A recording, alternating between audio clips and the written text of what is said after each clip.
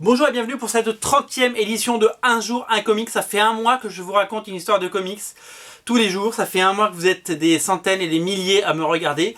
Ça fait un mois que nous partageons la passion des comics en VO et qu'on soutient Original Comics, ce site que vous aimez, qui grandit chaque mois et qui existe grâce à vous. Alors aujourd'hui on va parler certainement le titre le plus attendu du relaunch Marvel, le titre numéro 1, le vaisseau amiral de la flotte X-Men. C'est Extraordinary X-Men, donc un nouvel adjectif pour les X-Men. Il y avait eu Astonishing, il y avait eu Uncanny, il y avait eu Amazing, il y avait eu Extreme, il y avait eu plein de choses. Et ben X-Men Legacy, et bien maintenant c'est les X-Men extraordinaires, Extraordinary X-Men, scénarisé. Alors Bendis est parti, il a fait ses adieux dans le numéro 600 que vous voyez là et dont j'ai parlé hier. Et donc c'est Jeff Lemire qui a fait du Green Arrow, qui va scénariser la série Old Man Logan chez Marvel dans le cadre du relaunch, qui arrive. Et il a piqué Humberto Ramos à Spider-Man, puisque Humberto Ramos avait déjà fait du X-Men avec Mike Carey dans les années 2000. Et il a beaucoup fait de Spider-Man ces dernières années. Et il revient sur les X-Men et il fait son premier numéro 1 de X-Men. Et c'est un numéro à ne pas rater. Et c'est un numéro, je l'ai lu, qui tient toutes ses promesses, puisque c'est tout ce qu'on aime dans les X-Men. Alors d'abord, ce que je dois vous dire, c'est que ça se passe après Secret Wars. C'est-à-dire que même si Secret Wars n'est pas terminé parce qu'il y a des problèmes de délai et qu'ils ont laissé le temps à Esad Ribic de finir les pages, ça se passe après. Et donc ça se passe 8 mois finalement après. Ça se passe 8 mois après Uncanny X-Men. Voilà, il se passe 8 mois dans la chronologie des X-Men après. Donc les choses ont changé. Donc ce qui s'est passé dans Uncanny X-Men, et que je ne vais pas vous raconter parce que je ne veux pas vous spoiler, et que vous le lirez peut-être en VF, et ce qui s'est passé et ce qui se passe dans Secret Wars a des répercussions là-dedans. L'univers a changé, enfin on reste dans la continuité Marvel classique bien entendu, les personnages qu'on connaît sont là. L'équipe se compose de Tornade, Ororo, Storm, elle se compose de Iceman, Iceberg, de Colossus, de Illyana, sa sœur, Magic, de, comme vous pouvez le voir, Nightcrawler, Diablo, de la jeune Jean Grey avec un nouveau costume magnifique, et ce vieux monsieur qui est Old Man Logan, Wolverine, Logan, mais version Old Man Logan. Vous avez peut-être lu Old Man Logan, la série de Mark Millar et de Steve McNiven. Et ben, le personnage, suite à Secret Wars, a intégré l'univers classique. Voilà. Alors, voilà pour l'équipe. La patronne, c'est elle. La patronne, c'est Ororo. Et moi, je trouve que c'est un super choix. Alors, dans l'interview de Comic Box, on parlait de la génération Girl Power, de féminiser toutes les héroïnes et de faire en sorte que les deux vraies héroïnes de Extraordinary X-Men soient Storm et Jean Grey. Et donc, Illyana, bien entendu, qui a déjà joué un rôle important dans Uncanny X-Men, bien entendu. Et donc, au-delà des considérations de sexe et de genre, je pense que moi, c'est une chose absolument merveilleuse de remettre Ororo au centre des débats. Elle a été leader des X-Men dans les années 80 et je trouve qu'elle a été un peu maltraitée par la suite, années 90-2000. Elle a souvent joué les personnages de second plan, ils l'ont mariée à Black Panther, puis elle a divorcé, et je trouve qu'elle n'a pas eu le rôle clé qu'elle doit avoir dans les X-Men, au sein des X-Men dans les dernières années. Et je trouve que c'est la formidable idée, et l'idée de génie de Jeff Lemire, de la remettre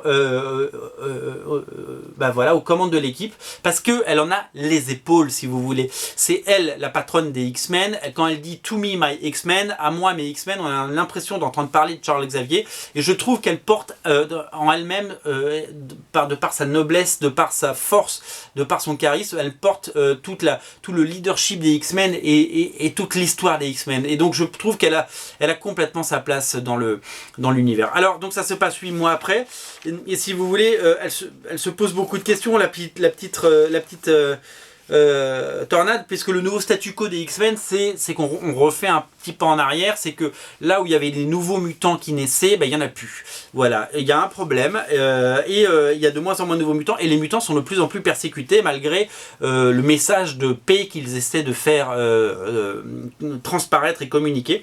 Et donc les X-Men, donc qui sont dans l'école pour jeunes mutants, donc on n'est plus tout à fait dans Wolverine and the X-Men où on est une école, mais ça reste plutôt, c'est l'endroit où ils vivent.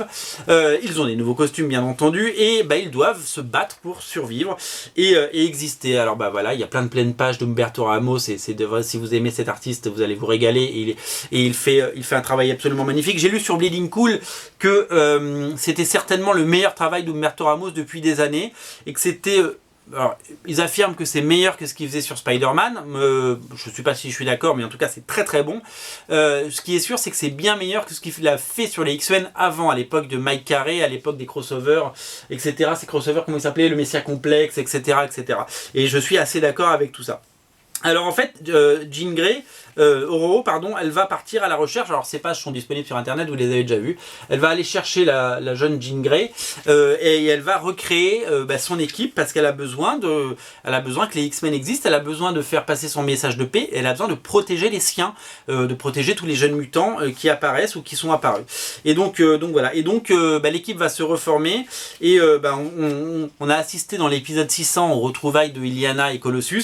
Et voilà, les deux vont jouer un rôle. Voilà le nouveau look de Colossus. Illyana se moque de lui en disant qu'il a un look un peu hipster avec sa barbe et ses cheveux. Et il a la classe avec sa barbe et ses cheveux. Et voilà. Et donc ils ont fait la paix et ils vont reformer les X-Men. Ils vont aller rechercher Diablo. Diablo qui est revenu d'entre les morts dans la série Amazing X-Men, vous le savez.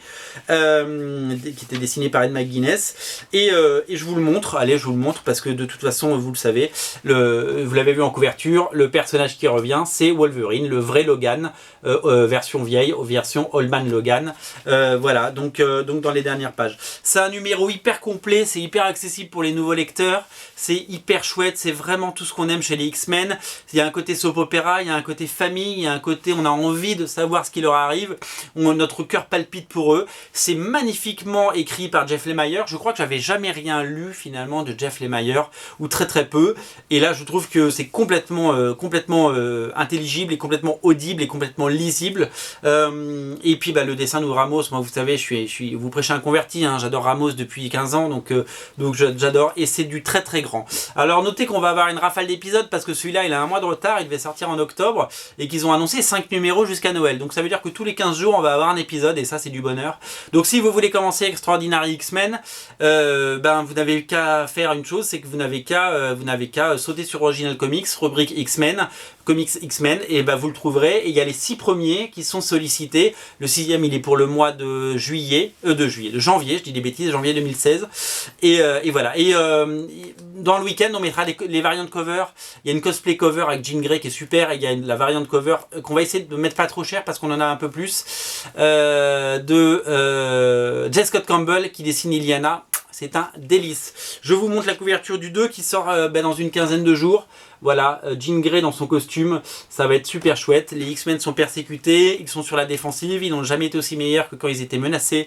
Eh bien, ils vont enfin revenir. Voilà, j'attendais ce numéro de pied ferme, je tremblais avant de le lire, je l'ai lu, je l'ai dévoré, je l'ai adoré. Je suis picousé pour les X-Men pour les années à venir. Vive Jeff Lemire, vive Humberto Ramos, vive Marvel, vive les X-Men. J'ai pris un plaisir complètement fou à lire ça, c'est absolument génial. Merci Marvel, merci de nous proposer les X-Men, un numéro qui tient ses promesses. Voilà, le relaunch tient ses promesses, les X-Men sont bons et vous allez vous régaler. On en a plein, on en a pris des tonnes, alors allez-y sur Original Comics, allez-y, faites-vous plaisir les amis, les enfants et tout le monde. Je vous remercie, c'était la 30e édition de Un jour un comics. On se retrouve demain pour parler de... On parle de quoi demain?